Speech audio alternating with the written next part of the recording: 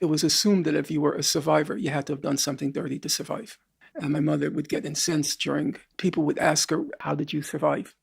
And she always felt there was an insinuation there that she must have done something dirty. And I'll tell you the truth. I did once. I did once. I remember my mother was at the ironing board, and I was curious. I said, Mom, did you ever do anything that you're ashamed of in retrospect? And she was emphatic. No. Now, of course, you would expect anyone to say that. But I believed her, and I'll tell you why I believed her. My parents loathed collaborators. On the other hand, and she probably wouldn't like it if I said this, but I want to be strictly honest.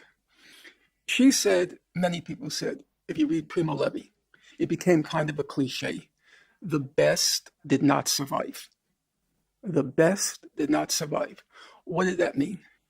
If you were refined, if you were cultured, if you were civilized, if you couldn't, it went against your, if you were delicate, it went against your grain to fight in the lines. They would have a big vat of soup. The soup contained 99% water with a few vegetables. In order to get the vegetable, you had to shove. You had to shove. Otherwise, you die. So that's what it meant. The best did not survive. If you were too delicate, you couldn't survive.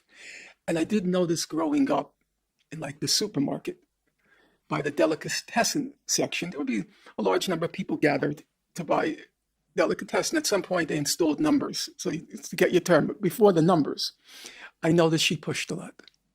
Shamelessly, embarrassingly to me. I didn't understand where it was coming from. But I figured she got that from the camp.